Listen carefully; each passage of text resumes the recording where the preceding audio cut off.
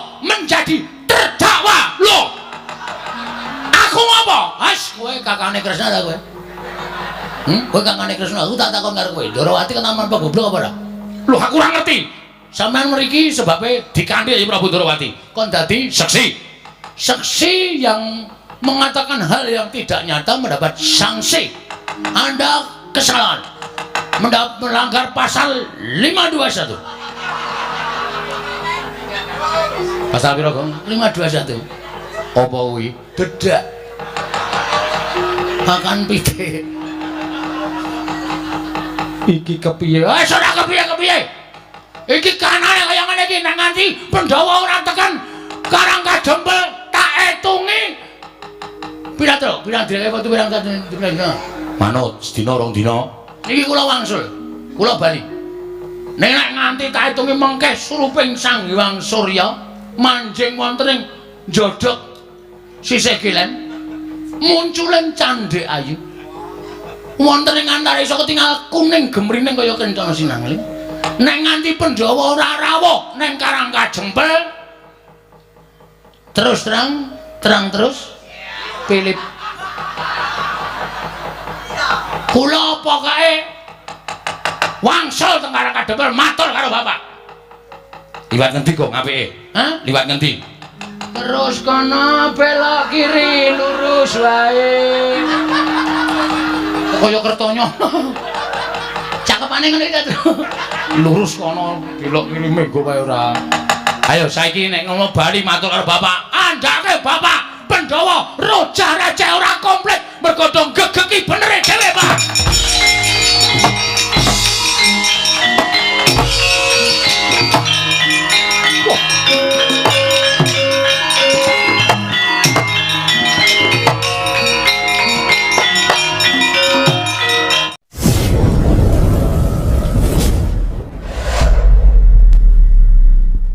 Guru, bapak iki dadi seniman, kowe karo aku ya kudu neruske dadi seniman. Aja nganti pedhot amale bapak. Ngono ora kok ditangisi. Bapak iki nek saya tuwa saya ngrekoso. Sesuk kowe dadak nukoke kursi roda. Ayo. Modal saiki mongko larang. Didol ndasmu iki, Pak. Golek tak tendang piye? Hah? Karo kakane kok ndas-ndas ki. Lah kowe kandhane ngayal senengane ora. Mboyo santai. Nek pancen dipestheke saiki matur Ndara Puntadewa, nek Ndara Puntadewa kersa rawuh dinteni nang Karangkadempel sinambi nunggu bapak. Ngono. Lese jam pira? Mulane engko bapak ki isih iso nganu, apa isih iso bergerak, kowe golek mangsi, jempole bapak dikai mangsi terus engko awak dhewe isih nulis surat dhewe. Petruk bagiane semene, garing bagiane semene, bagome, terus dicap nggo jempole Semar. Cuk, wis sah milik kita. Kita foya-foya. Anak apa ya? Anake Semar. Masamu anake sapa? Ha iya ning ya kowe kok bangeten ora. Rasa ditangisi, wis men ra apa-apa. Ora mung Semar. Kowe iso ya ngono to. Kowe iso nek tuwa saya tuwa ya lara. Anakmu ya do nangisi kowe. Aku ya ngono. Aku saya tua ya lara. Lho, dalane wong dipundhut karo sing gawe urip ki dhewe-dhewe.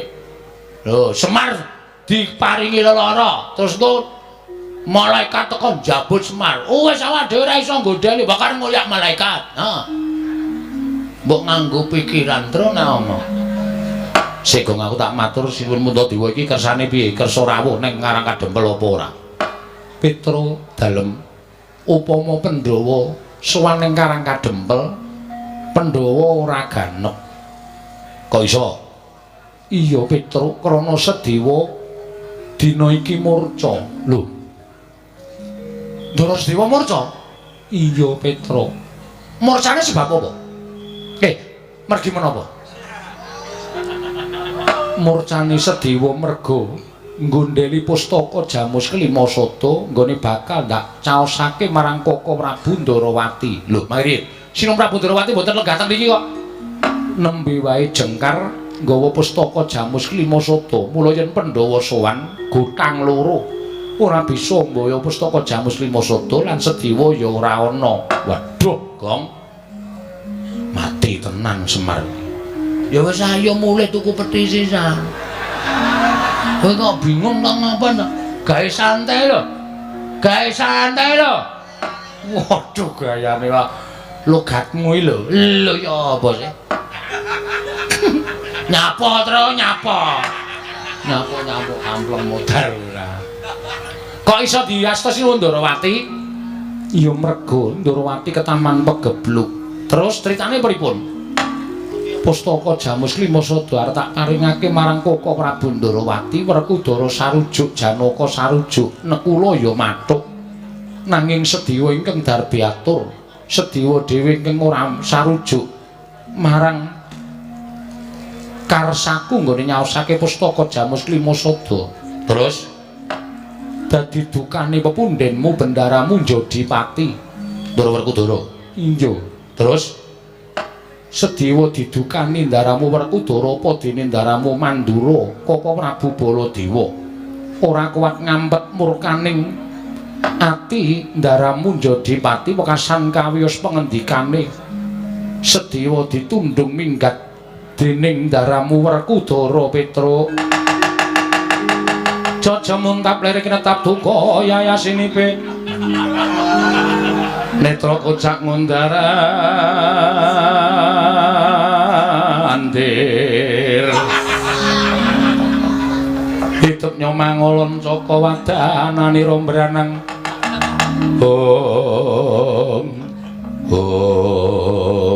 ngapa itu menengok saling perkara iki lha kok dadi kaya ngono kelakuane ngendelke le gagah ngendelke le rasa ngendelke le sentosa kok mentala karo dulure dhewe ingkang mesine Ndara Sedewa iki dadi jangkeping Pandhawa sowan ing Karang Kadempel ning kok mergo saka nuruti karo mubal babaling nepsu ora gagas kuwi kulawargane ora gagas kuwi adine kok wani nundung karo Ndaraku Sedewa Petruk kowe iki ngopo sik sirah sampean ngaling-alingi kok lho kowe iki nesu sapa Ndara Werkudara kok mandeng aku nuwun sewu mestakane ngaling-alingi rada medhun wah edan ngono oh keduren sok dikepras gundulmu atos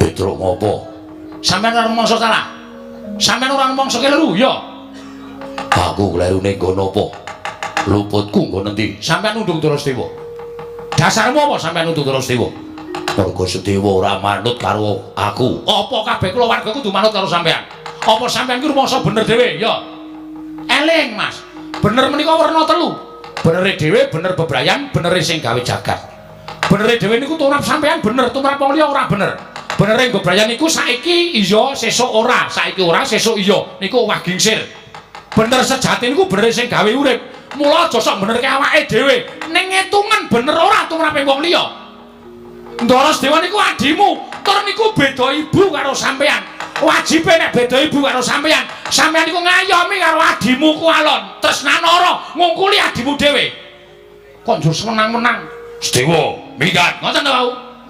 wah ora wae-wae iki kula maksud niki kelengkapaning kok kata-katamu kok meneng wae iki kompliteng Pandhawa niku dumunung tanggung jawab ana Petruk ana Bagong ana Gareng ana Semar nek Pandhawa gotang niku sing diseneni karo dewa niku Semar Gareng Petruk Bagong mergo ora iso ngreksa marang para Pandhawa mongko niki dibutuhke karo bapak Pandhawa 5 dibutuhke karo bapak Swarawa teng Karang Kadempel sampeyan undung Ndara Sedewa mula nganti Pandhawa ming jangkep papat nek Pandhawa ora komplit ora kelakon sowan teng Karang Kadempel bapak sedo tegese sing dadi jalaran sedane bapak sampeyan wah kurang ngerti apa-apa lho mbok dipersake mripate rek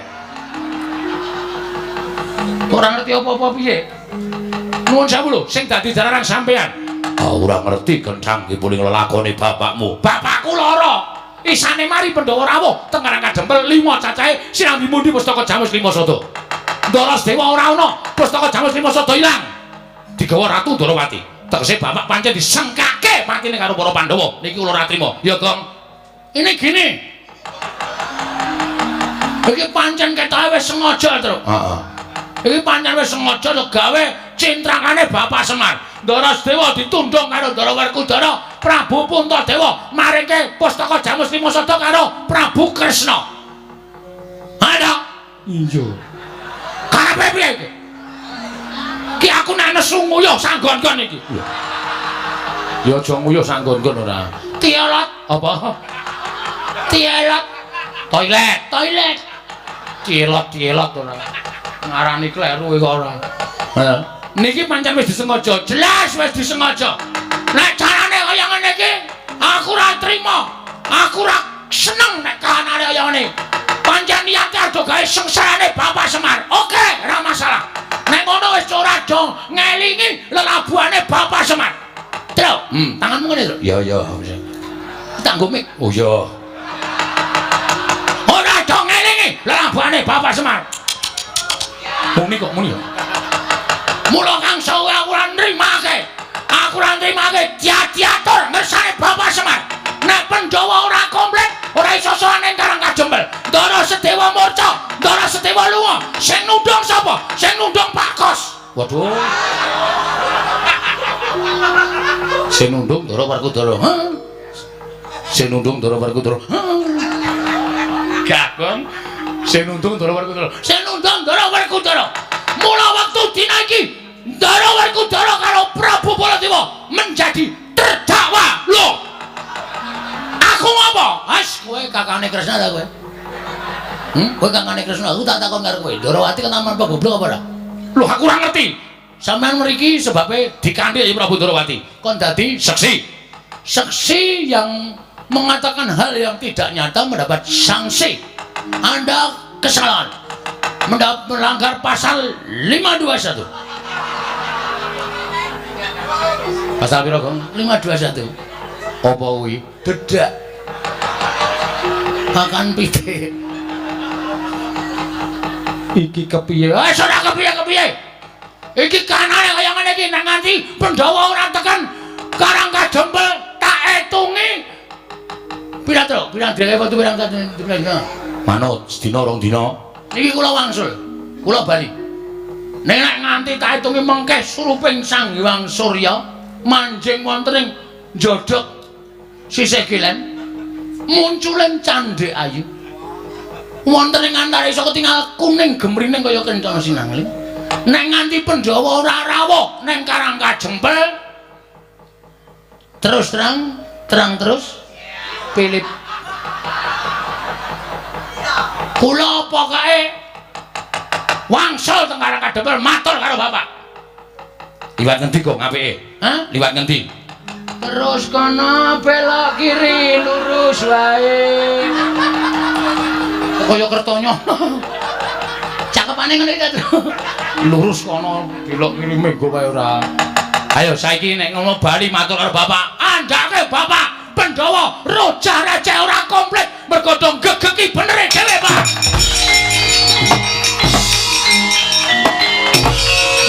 Perkara pustaka Jamus Limasada kuwi iso dijagake. Mergo Yai Kresna wis paring dawuh, yen to wis padhang lelakon kang tumanduk nang Praja Ndarawati, pusaka bakal kakundurake.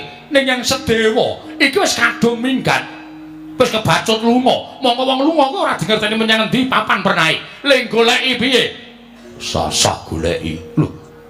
Nek ora usah digoleki iki mengko ora kelakon sowan ning Karang Kajembel. Nek nganti Kakang Semar banget gone lara, gedene nganti Kakang Semar kuwi sedo. Sapa sing kawitunan? Pandhawa kelangan pamomong. Wah, ladalah suduk gunting tatu loro. Wah, aku ya ora ngerti nek Petruk arep sowan. Aku ya ora ngerti kabar nek Semar lara. Wah, Praja dibiyuke ning aku. Kaluputane kabeh keluputan, Pandhawa kabeh keluputan. Barep ya keluputan. Aku ya salah, Janaka ya kleru, Nekula ya kleru. Yang ngono bener dhewe Sedewa. Wah, mbuh ra caturan. Wah, lah kok dadi kaya ngene. Saiki piye Werkudara? Yen miturut aku ngene wae. Sinambi ngenteni suwane Sedewa sartane pustaka Jamus Limasada. Petruk karo Bagong dioyak. Sing ngoyak Petruk Bagong sapa? Kowe. Lho kok aku ngopo? Kowe sing luput aku. Aku karo kowe Bagong dikon karo Petruk dikon sumene sawetara ning Praja Ngamarta sinambi ngenteni ya kuwi Sedewa karo Pustaka Jamus Limasada yen wis jangkep yen wis komplit tumuli mengko sowan ning Karang Kadempel kuwi dalan sing apik. Yen Petruk karo Bagong ora gelem dipaksa. Apa lama ing atase Baladewa kok gelut karo batur-batur? Kowe kuwi aku ya ora sudi. Lho lanjur sapa? Mengko anak-anakku sing bakal tak dawuhi. Aja kuwatir. Mengko Antarja, Gatotkaca, Antasena sing bakal tak dawuhi nyandhet lakune Petruk, nyandhet lakune Bagong. Sinambi ngenteni Sedewa apa dene Pustaka Jamus Limasada. Werkudara, penemu ingkang mengkono mau tak kira luwih prayoga. Tegese supaya kabeh mlaku kanthi becik ning aku njaluk ya Dimas. Nggonmu dawuh kelawan anak-anakmu aja nganti nyikara kelawan Petruk lan Bagong. Ora bakal aku dawuh anak-anakku nyikara kelawan Petruk karo Bagong. Sing becik-becik wae itu manjane laku. Ya Dimas Werkudara. Nah itu lho mekaten Yayi. Sampun wonten margi ingkang sae. Tumrun samangke kelilanana ingkang raka madal pasilan. Kabar pisan sampun paripurna. Madyan pepanggihan Datulaya Kaka Prabu ingkang Rai Nedya kundur ngedaton Arjuna wonten maring adawu. Budhana kang padha seba ingsun kundur ngedaton kawula nun marmadal pasilan. Sing ati-ati aja kaya bocah cilik Dimas Arjuna. Kaya wis ora ana dawuh maneh. Purna gati ning pananggilan. Saut-saut kundur ngedaton jero jangking dampar keteroke nampit gambaran gading. Kadhiraken sangganing para Mbanceti manggung ketanggung Jaka Paloro. Ingkang sami ngambil upacaraning keprabon. Kawis tinggal saking Mandura tindaknya Sri Naranata. Lamun katinon saking Mandrawa kaya tansah ubayane. Yen pamunten Kanjeng Prabu ing Mandura ingkang putra ing pringgondanipun Gatotkaca Jumadung dawuh. Rama Kyai kula Jumadung dawuh. Yen pamunten po ingkang putra pun Antarja Jumadung dawuh. Rama Kyai Jodipati Jumadung dawuh. Oh. Wonten menapa sinuwun panjenengan ngawe sangganing para putra. Mboten kantun ingkang abdi kepatihan pun Prakuta kula Jumadung dawuh lho. Oh he. Bareng ambabarana ingkang sejati ingkang abdi pun Pati Prakuta kula nuwun. Ana apa Pakde? Bapak Rama Kyai eneng apa? Gatotkaca wonten timbalan, Antarja wonten timbalan. Antasena ana dawuh apa Pakde? Prakuta wonten dawuh lho. Prakuta wonten dawuh. Kuwi janjane iso njung derajate Baladewa apa ora? Lho, kok malah kula dipun dukani mriya menapa? Kudune kowe iki ngerti, iki eneng endi? Wonten alun-alun, wis ngerti? Ning alun-alune sapa iki? Ih, sinuwun Prabu Ngamarta, Praja ing Ngamarta. Kowe karo aku saka endi? Ih, saking negari Mandura. Lah, kudune kowe kuwi ngerti. Kudune kowe kuwi tanggap yen kowe ning negara liya, kowe kudu njunjung marang derajating Baladewa. Aku ana negara Ngamarta kuwi daya. Inggih. Kudune kowe ngerti tata krama unggah-ungguh ora sak apinake dhewe. Oh, nggih. Ngestaken dawuh. Disuda ning guyu. Oh nggih, ngestaken dawuh. Wong guyu kok kon nyuda. Ayo bener iso guyu niku lagi iki wong mati. Ciri wanci sandilang nek pun tekaning pati. Ning saora-orane dilongi nggih. Mengke kula timbangi. Gatotkaca wonten timbalan. Antarja wonten dawuh. Antasena napa Pakde? Iki mau ana negara Ngamarta. Awakmu ing Mandura nderekake marang Yai Prabu Ndarawati. Ngerti yo? Yen to negara Ndarawati ketaman pegebluk. Akeh para kawula ing esuk loro sore tekaning pati, sore loro esuk ketiwasan. Tumuli Yai Prabu Ndarawati maneka marang ngersaning dewa, entuk sasmitaning dewa. Yen to Ndarawati bisa waluya nirmala temah jati, yen to tinumbalan Pustaka Jamus Limasada. Wis lakon matur ngesane Kyai Prabu Darmaji lan peranganing Pandhawa padha jangkep nyarujuk yen to Pustaka Jamus Limasada diboyong marang negara Ndarawati. Nanging dumadakan iki mau ana babak anglayani jujul lan usuli. Sedewa pamanmu ing Bumiratawu ingkang sajake ora cocok sarta ora mathuk yen to pusaka diboyong marang Kyai Prabu Kresna.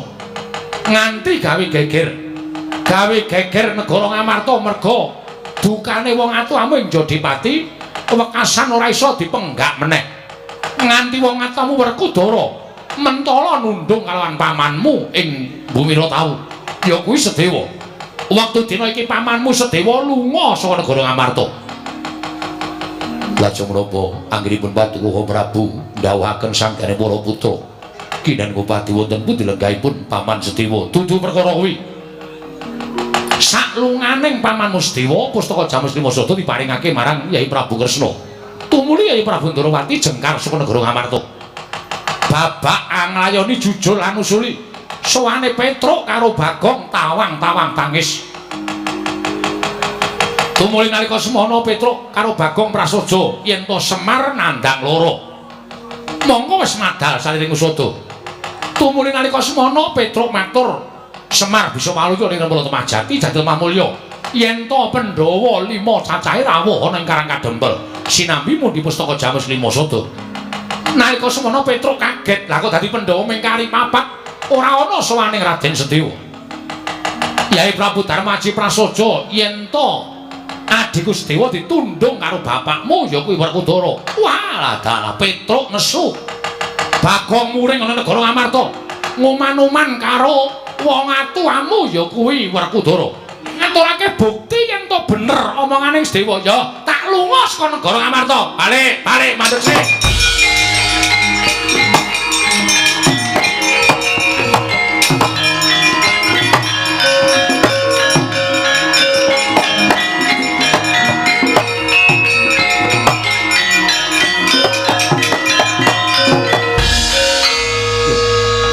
Antasena.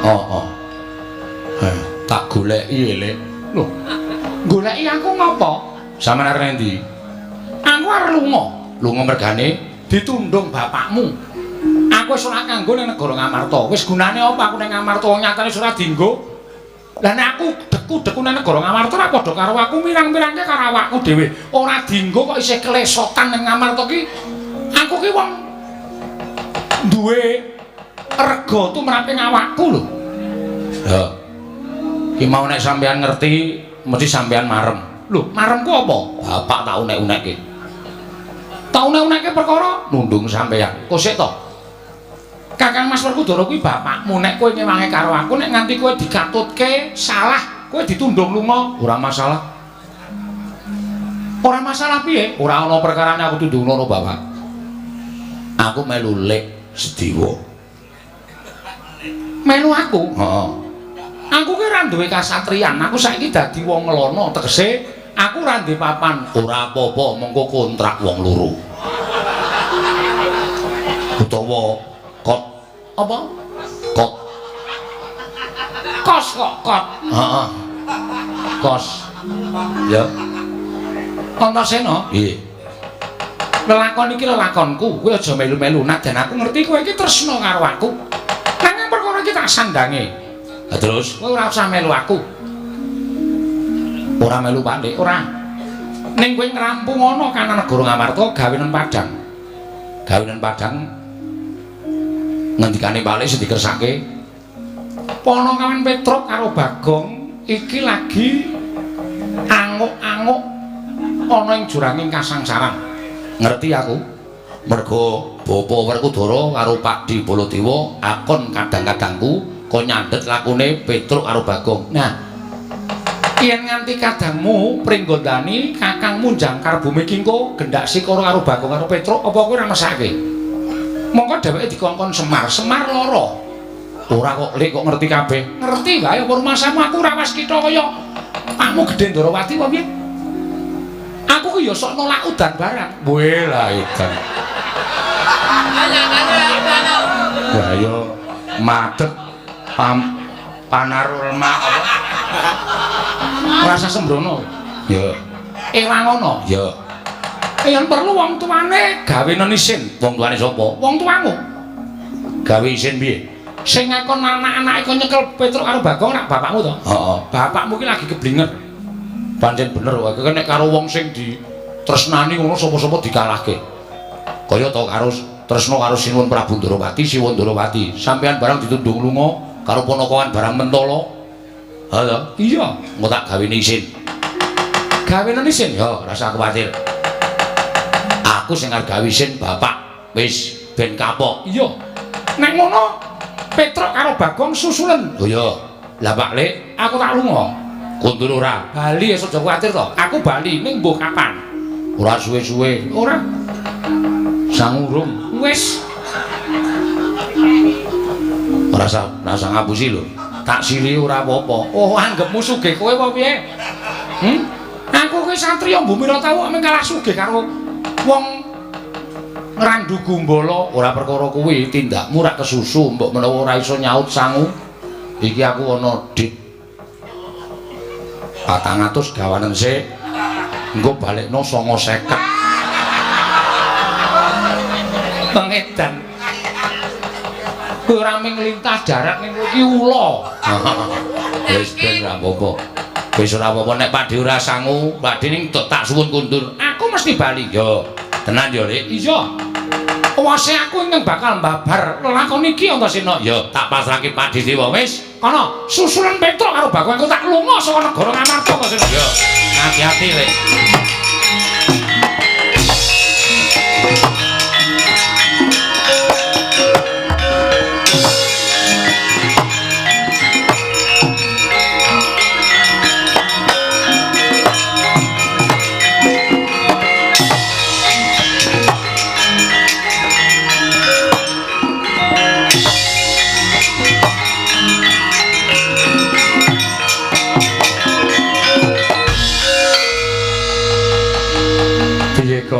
Ayo wis Semar modar iki. Wis. Pantem modar ora. Karo bapakne kok. Ha piye? Kan Semar wis ngomong. Isone mari nek Pandhawa rawuh nang Karang Kadempel. Heeh. Monggo Pandhawa ora komplit. Ndara Sedewa lunga. Heeh. Mergo ditundung karo Ndara Werkudara. Lah iya. Pustaka Jamus Limasada diboyong Sinuwun Ndrawati. Berarti kan ora iso rawuh ning Karang Kadempel. Mulane kuwi. Ngene wae Tru kowe sangu ora? Sangu. Dikumpulke ayo tuku pethi. Heeh. Diukur awake Semar ora ana sing cukup. Tur ya sing ngusung sapa? Ngene wae tuku tosa wae. Semar ki awake cemplungke tosa engko kari nyetater ming kari mlaku rasa dadak ditumpake kereta Jawa. Kok karo bapak kok sia-sia men to. Aku pancen ndek cita-citae, Tru. Lho. Nek bapak sedo, aku kan madhep pamonging tanah Jawa. Duapure kaya ngono. Aku iki pamonging tanah Jawa ki sing arep percaya karo kowe sapa? Lho anak buahku. Baron Bagio.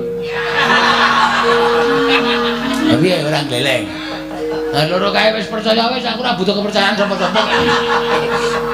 Angger takon ngomong apa siap. Heeh. Takon joget we manut kok. Bola apa karo duit ya, Tru. Ah iya. Wong waras we karo duit. Jogetnya 100, joget tenan ya, Tru. Ah iya wis ben nengki wae ora. Iki awak dhewe ndang bali ning Karang Kadempel matur ngersane bapak. Aku percaya, Gong. Nek bapak midhanget ature awake dhewe, Pandhawa ora komplit, Pustaka Jamus Limasada ora ana, bapak mesti gregah wungu malah waras.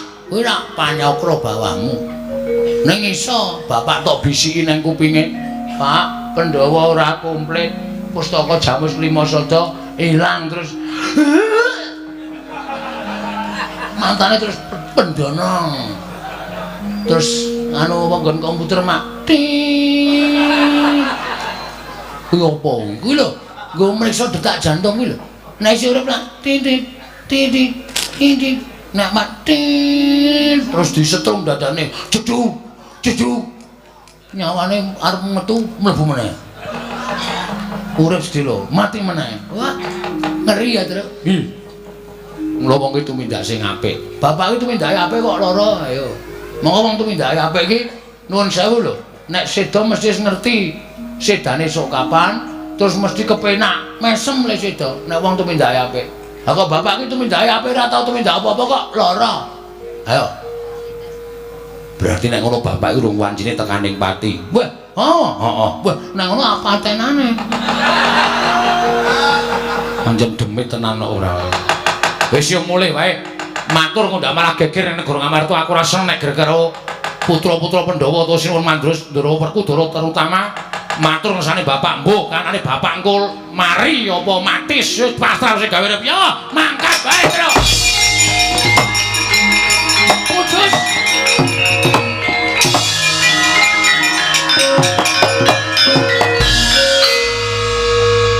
Kalah dhisik karo Linmas. Kalah dhisik karo Linmas Tlaga Adi. Ha iya. Wah cilaka iki gong wah wis. Ndara Antasena. Heeh. Nuwun sewu le mlajar buanter banget kok. Ngoyak kula napa? Aku ngerti kowe tengok-tengok ning kene karo Bagong. Terus aku melayu sak banter-bantere. Wigatine nyekel kowe, Ndra. Kowe nang Ngamarta gawe kisru. Nyok tampan ana dies. Pecah sirahmu dhisik kowe le mati mbangane Semar. Ora satok tetah to. Ngendikane iki men ngendika dhewe kok ndak kowe sing nemtokke lakon apa piye? Urung karuan kok ya. Weh, Ndara Antasena nek wis ngono kuwi nyemelangi lho. Nuwun sampun Den. Sampeyan rawuh mriki dinuta Sinuwun Mandura ora? Dinuta Kang Rama ora? Modar. Ning diutus Prabu Puntadewa. Kon hukum gantung karo kowe Pedro. Kono minggatno. Kono minggatno. Senengane ngedeg-deg iki ora. Wedi rewe. Ayo wedi tuku mati ora wedi. Mula takon sing apik. Lah terus kersane diutus sinten? Ora ana sing kongkon. Modar kowe. Aku ora ana sing kongkon ning aku duwe inisiatif dhewe Pedro. Mergo aku ki nayaka Ngamarta satriyaning praja. Nyok tampan ana Pedro Gong. Cangkem iki sing apik. Kene iki adu arep ki tratapan ya ora. Aku sing nang mburi wae tratapan kok. Apa meneh kowe? Tru, Nun. Kowe tak kandhani, nggih. Kowe disalahke karo bapak, salahke karo Siwa Mandura. Terus doakon karo anak-anake liyane aku. Anake bapak Ndara Karkoco Ndara Antarja. Heeh. Dokon nyekel kowe. Mudhar kowe. Karo Bagong. Mudhar kowe. Kula melu to? Melu. Waduh. Wis ngringkel nengsel, Gong. Ayo ditrimake arep ngopo? Wis ayo, Gek. Nganggo jas, nganggo pecis. Ayo nek kecekel korupsi ya lho, Gong. Wis, jan cilaka iki wis. Aku padahal wis kapok, wis ora kapok iki. Tetep kecekel ngene iki wis. Ndara Antasena iki rasa dadak. Lho, tangane wis mlebu sak, njupuk kecrek. Mbok minta maaf, Tru. Nyuwun ngapunten. Kang Raka goleki kula wong loro. Iya. Aku sampean mboten goleki. Aku iki wong iso mikir kok, Tru. Aku iki pikiranku beda karo Kakang Garwaca, Kakang Antarja. Aku iki wong duwe jati diri arep ora duwe tata krama, ora duwe unggah-ungguh, ning aku senengane goleki ngutik-utik barang lelakon sing wis kelakon. Tau tak atik sing bener sing endi, sing salah sing endi. Mula sing bener tak labuhi, sing salah mesti bakal tak sirnake. Top ngonten iku apik. Ngono iki lho, nom-noman Ngamarta iki sing dibutuhke kaya ngoten iki lho. Dasare SDM-e tinggi. Piyayine ora tau macem-macem apa anane, arep ora iso basa, ora iso tata krama, ning jalan pikirane beda karo anak-anak Werkudara liyane. Nggih to?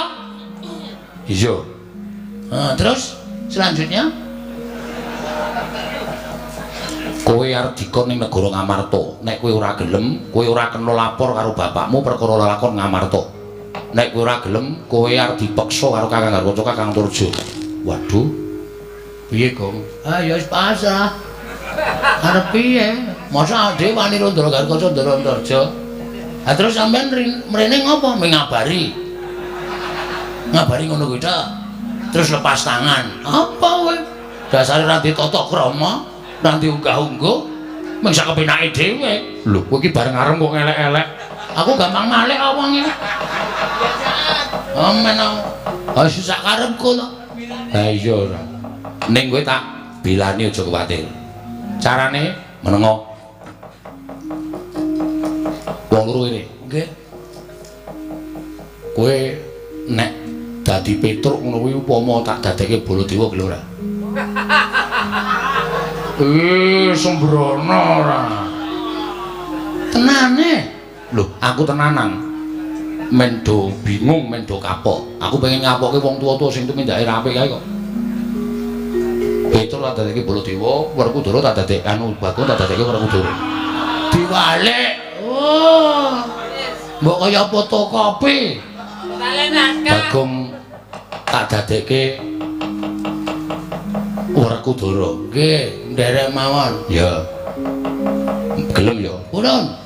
Asa kuwatir. Engko nek do tekan kene kowe le ngomong ya kaya Siwa Baladewa, Bagong le ngomong ya kaya Bapak Jodipati. Oke. Gleleng iki, gleleng dengkulmu kuwi. Ngapa kowe meneng wae? Aku ki malah justru mikir. Nek Darantasena ngendika kaya ngono Petruk tak dadekke Baladewa, Bagong tak dadekke Werkudara. Terus iki engko lunga, terus sing asli teka. Sapa iki? Madani aku.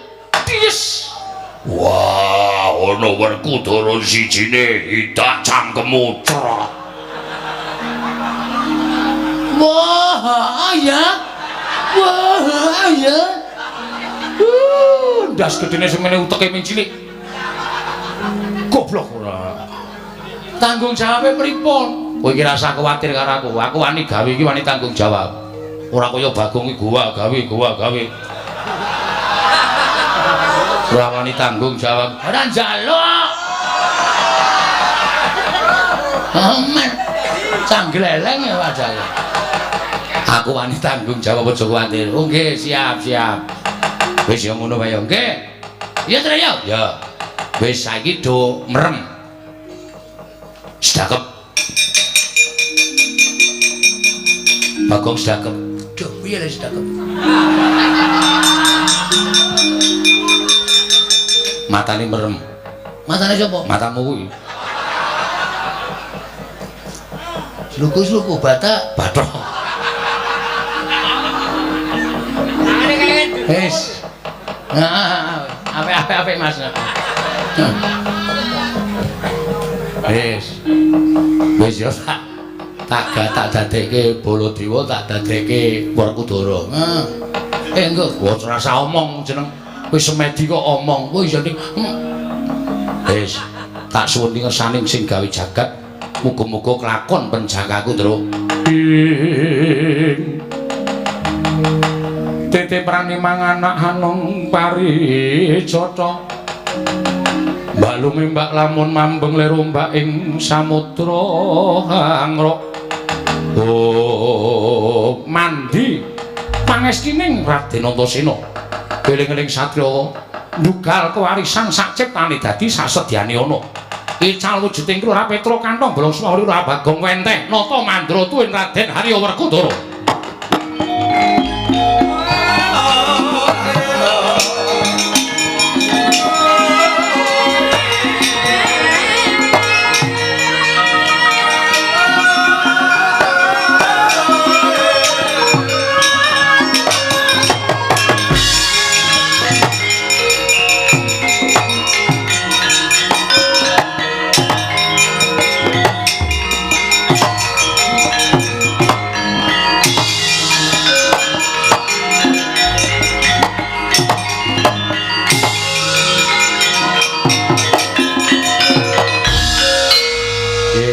Iki ora gayeng pripun lho iki omonganmu kok isih Petruk lho napa kok wis malih to ngilu sik weh waduh Ndara Werkudara ngopo kaya ban gembos Werkudara ini arep omong mesti wah kurang gede. Pripun? Kurang gede. kurang gedhe pripun? Suarane bapak iki gedhe. Coba. Gedhe ke sithik. Ngono njebluk. Ora.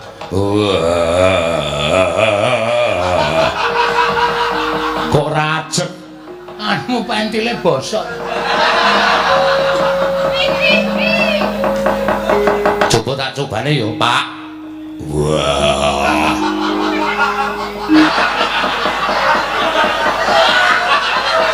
Iki iso badar iki ora. Wis ya. Ngono wae aku tak ambles buku engko nek Kakang Garukaca Kakang Antarjodo tekan kene kandhanono utawa kowe ngaku Baladewa tenan. Ngono do bingung senenono. Nek do muni arep nyekel Petruk karo Bagong terus kowe muni, "Kowe ki edan kowe." Petruk Bagong ki abdimu. Aku tak cekati sing ngakon sapa? Ngono nek kono muni, "Kowe ora ngawuh iki wamu." Wis pokoke kowe ngerti dhewe sutradarane. Yo, anu nggih, heeh. Siap. Siap lho, Gong. Oke. Suarane, Gong. Oke. Wah, aku ya arep ndelok kita kok kaya gayeng iki.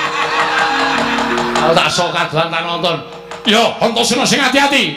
Oh. Konjur jangkar ora. Nggih, pun den ngoten mawon.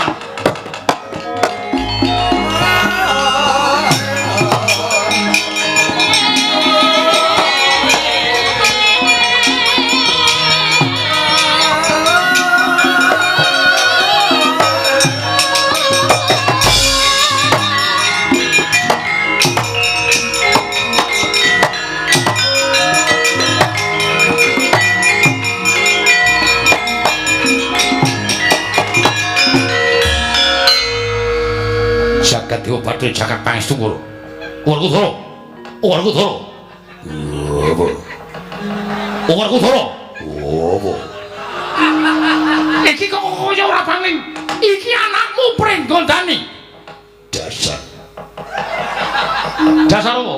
Dasar Baranyata. Dalane ngumat. Gathok. Piye? Gathok.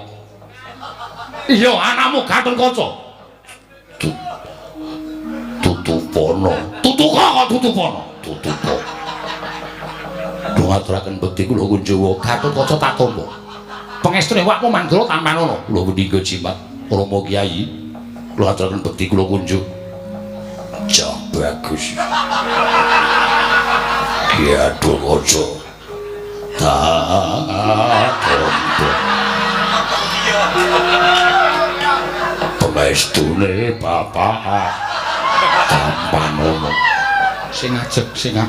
Iya. Garane gagang. Kaya menapa paduka Kanjeng Prabu mapan wonten ing mriki. Lho, lah kok malah kowe takon karo wamu Mandra iki piye? Kala wau paring dawuh kula supados nyandhet lampahipun Petruk kalian Bagong. Kose, kowe aja ngawu gawar ngawur. Sing ngakon kowe nyandhet polongan Petruk Bagong iki lho. Ih, Kanjeng Prabu Mandura. Lho, kowe iki edan piye? Kowe iki lagi ketemu karo aku pisan iki kok ketemu. Lho kok dadi kowe apa jeneng kowe? Lah kok dadi aku akon karo kowe kok nyandhet Petruk karo Bagong iki nalari coba to.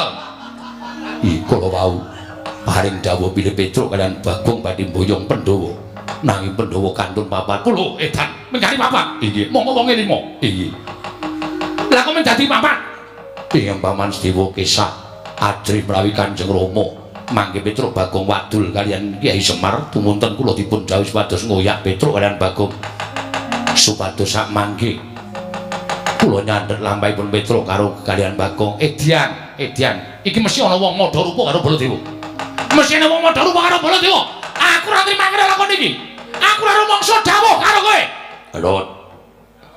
Gatot. Wonten dawuh Rama Kyai, kowe aja ngawur. Aku ora dawuh apa-apa karo kowe.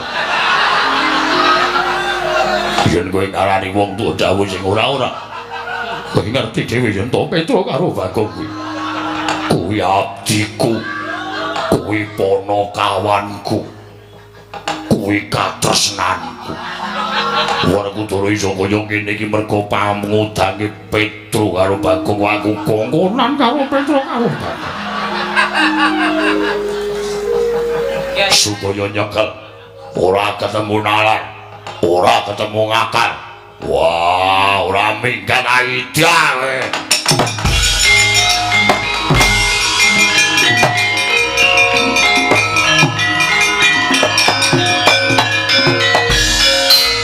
Sing ajeg suarane. Mbok kowe dadi Werkudara. Suaraku ini udah terlalu rendah.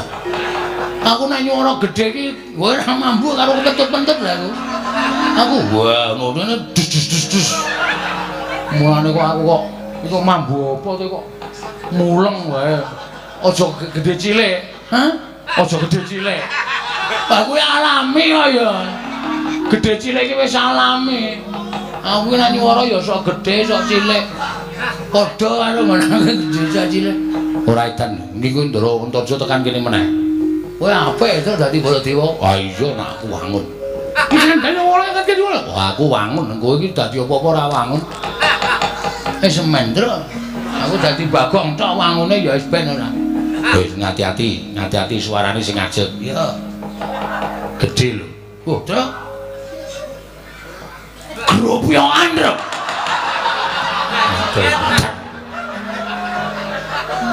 Saiki nandani nek ana patroli ngono lho. Dadi ngono ae. Saiki tes larang-larang bayar larang-larang pendolanan.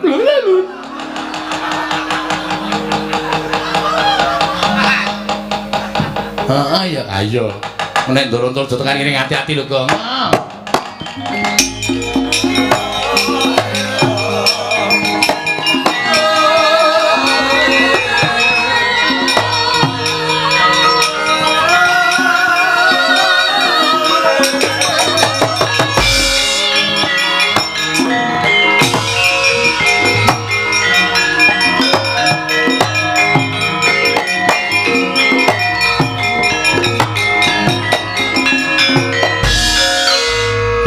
Sembah pangabekti wa Mandura ya Antaja tak tampa pangestu tampanono lho pendika jimat maripin daerah ning kasantosan Rama Kyai kula ngaturaken bekti Rama Kyai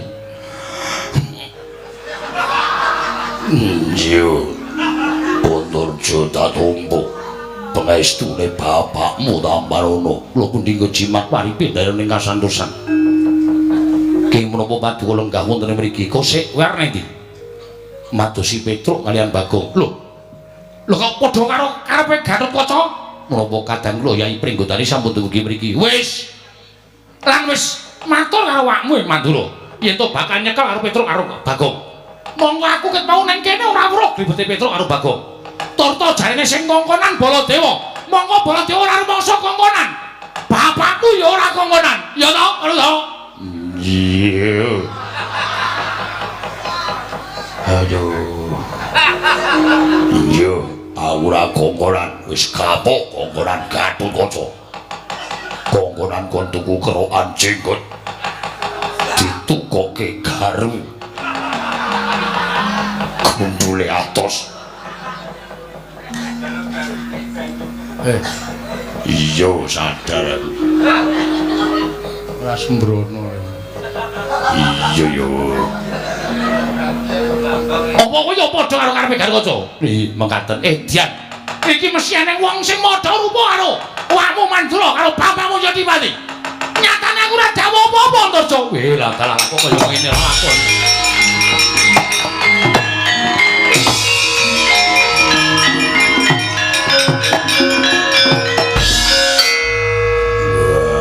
Wis lunga wis. Wis lunga wis wah. Aku iki lek ngomong karo merem. Oh. Nek mataku melek suaraku cilik. Oh. Nek mataku merem suaraku gede. Mau gede kedep ya iso. Wah. Assalamualaikum wis dinteni kene iki awak dhewe le arep badar Sukapan. Wis ora pokoke ora ngerti. Gus, Ndara Antasena. Piye apik saka jero bumi aku ndeloke liwat leng jangkrik. Saweruh aku senenge. Mboten iki lajeng badar Sukapan. Dinteni sik. Engko nek wong loro kae Baladewa sing tenan karo Werkudara sing tenan tekan kene, kowe lagi badar. Oh gah, moh Wah, iki ngrekoso iki. Lho ngrekoso piye? Angkone Baladewa tekan kene tenan. Lah iki menungsane sing padha rupa karo Baladewa. Gretel Nenggala. Piye? Kono nganti tekan kene Werkudara.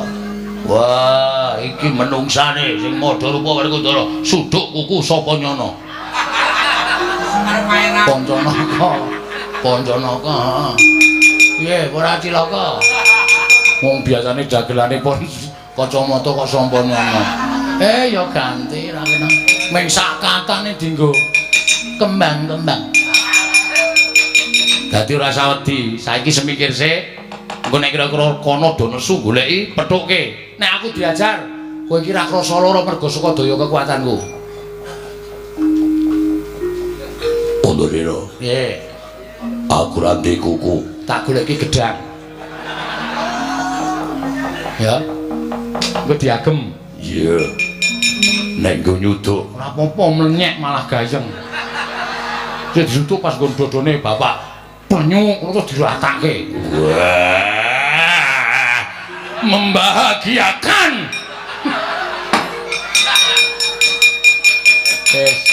Dorene sik. Ayo, Gong. Wah, sandwich. Kae piye Werkudara kok le mlaku itak-itik. Kaya Bagong ora. Pokoke do dinteni kene sik. Yo, nggih.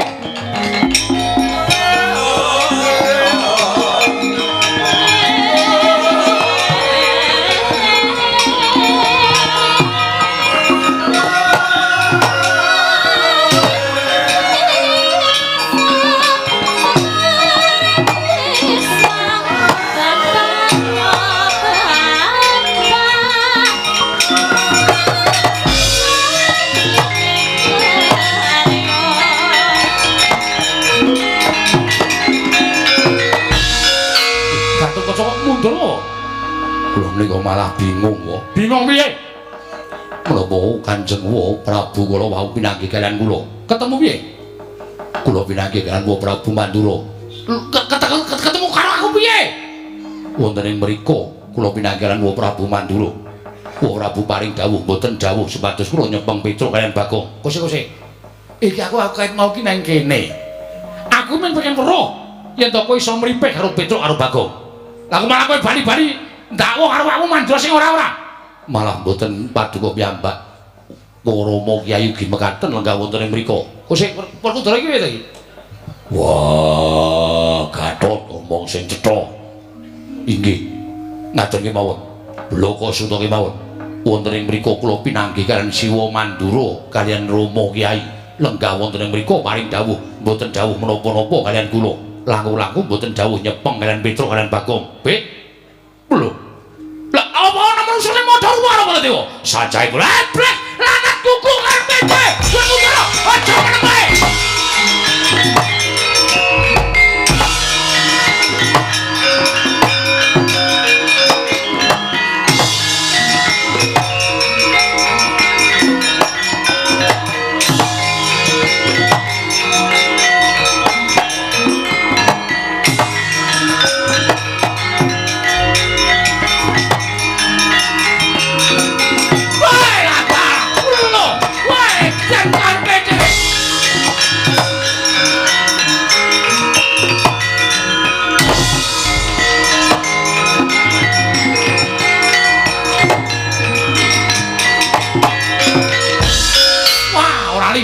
Wong daplok menungso ora tatanan wani modho rupa Rata Mandura Prabu Baladewa. Wah, ayo kowe aja mati tanpa orang. Iya jagat Dewa Bathara. Ya jagat Pangestu Nggara kadangipun Kakang Werkudara. Jlamprong kakangku apa? Lho kok jlamprong? Ade. Baladewa. Kakangku apa? Iki kono. Iki ana Baladewa karo Werkudara. Wah, setan. Tidak dasmu. Baladewa, kakangku. Piye? Aku tak golek rokok sik. Wis ora, ning kene wae, Kecut cangkemku. Setan karepe dhewe Werkudara. Apa? Lah iki kok menungso. Buku karepe dhewe aja ngawuh kawar ngawur. Iki to Mandura Prabu Baladewa. Wah, kowe sing memba rupa. Kowe sing memba rupa. Wah, ngaku kowe sapa? Aku Bagong anu ngomong.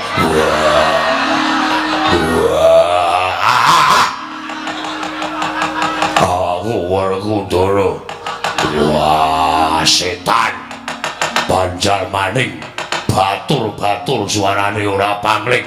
Wah, kuku karepe greten ngono modar tenan aku, Pak. Wah.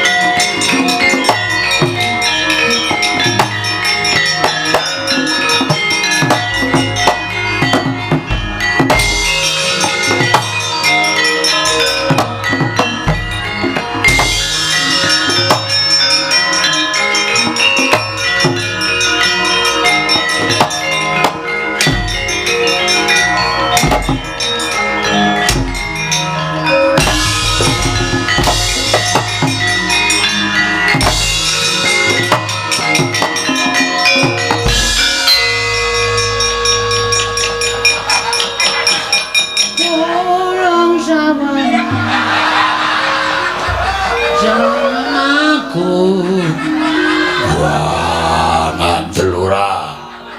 Waduh, apure kaya ngene. Truk. Aku kecekel, Truk. Kecekel kok bangga. Aku wis disikep, Truk. Hati-hati lho, Gong. Iki aku lagi perang. Perang kok omong. Aku nek perang kita asal diomong kok, Bang. Men iso suwe le perang lho. Tangis-tangisan ki iso suwe. Kadang lo tak nggo mikir liyane. Bal-balan wong apa? Wah, Bagong. Nggih. Wah, ngopo dadi Werkudara? Mboten ngerti. Wah, ora ngaku. Ngaku. Sapa sing gawe? Putrane. Anakku sapa? Antasena. Wah, setan. Ayo bali kaya wingi une. Lah bali piye? Pole dandan ora ngerti kok. Wah. Antasena. Antasena. Kowe nendi le? Aja mirang-mirangke bapakmu.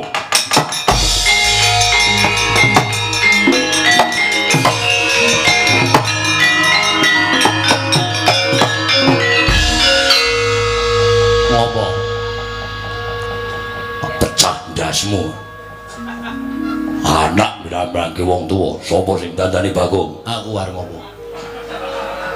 Wani karo aku. Wani, bapak kleru kok. Nek bapak ora kleru, aku wedi karo bapak. Ning bapak kleru. Gunggung awake dhewe rumangsa bener.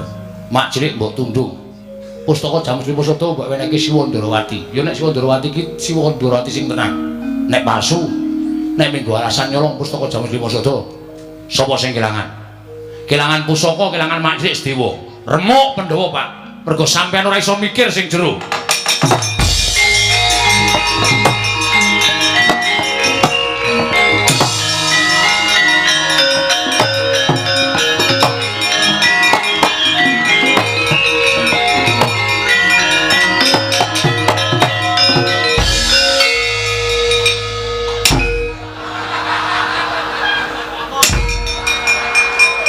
Ayo nglelengi ra jamak-jamak.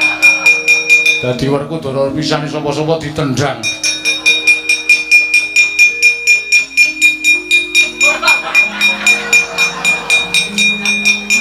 Antasena. Apa, Pak?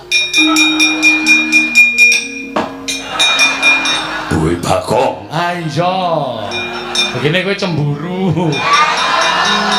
Aku dudang Bagong meni apa Pak kok kowe serik atimu. Aku Werkudara sing tenan. Wis ngerti.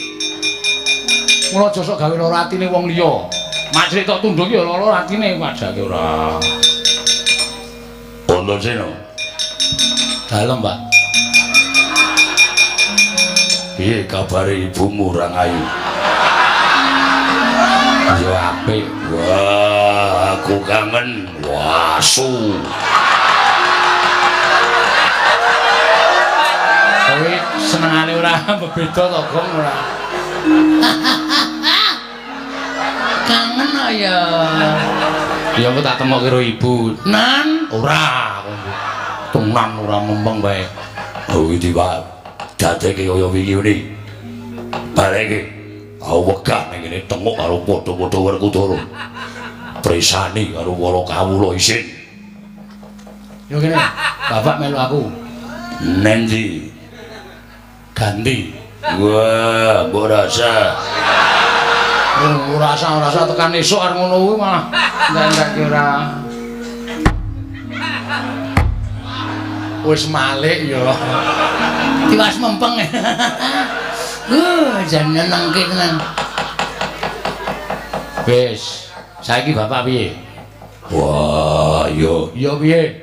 Wis kebacut, Pak. Sego wis dadi jenang ora pulih dadi jenang. Mula wektu dina iki rampunge perkara iki kudu dipetung nganggo lara sing ganep. Aja grusah-grusu. Hae Baladewa wakmu mandura gelut. Pakde.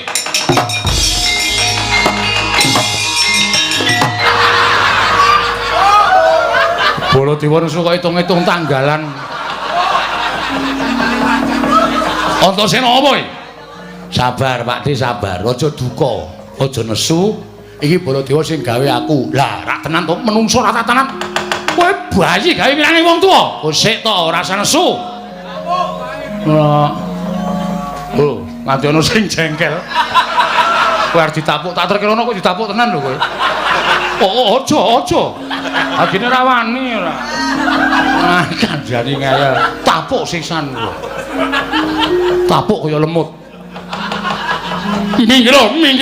Tak topae. Tapuk kok ditopak. Walik omong. Ora iso kuwi. Iki gaweanku. Lho, gaweanmu piye? Iki Petro. Lah, ra tenan to. Wah, mulane suarane padha karo aku. Ah padha wae. Ora padha piye? Strayone binatang Januari, Februari, Maret, April, Mei. Yo ganti yo, Truk. Waduh. Mbok tak ngenten mawon. Ora iki ngono, kowe kudu ganti. Lah, aku aja ganti Antasena. Aku arep negara Mandura, ketemu karo wakmu Erawati. Wah, edan. Alah. Wis suwe.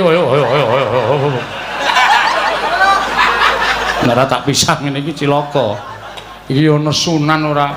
Arep marani karo wakmu Erawati. Ora. Kowe tok usnane ora. Yo ganti. Wah, jan kowe kula dadi napa meneh? Dadi Lur Abimanyu. Rasah.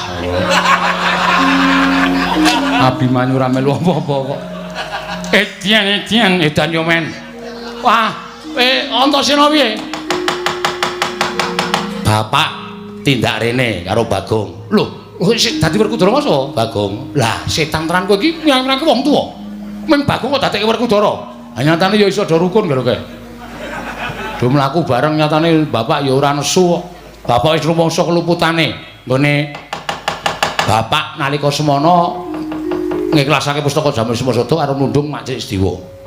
Terus men do tekan kene sik. Pak Di lenggah kene, Bagong men tekan kene, bapak men tekan kene engko dirembuk bareng-bareng. Yo.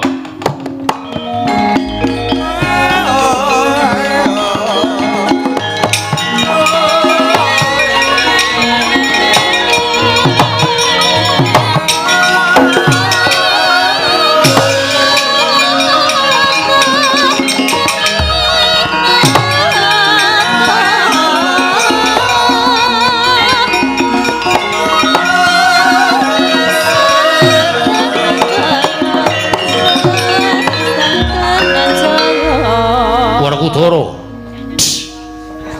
Wis to Gong iki apa? Lah linggo kuwalik, Ndara. Wah, kowe dhisiki kok. Lho, iki sing nang mburiku sapa iki? Bagong Edian. Kuwi ngopo kowe? Sing nang mburiku kudune Werkudara. Kowe. Pindah.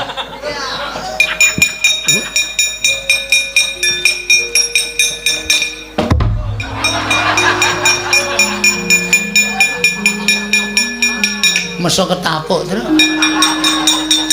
Entuk-entukane ya kudu ngono kuwi ora. Sing apik Werkara. Yo.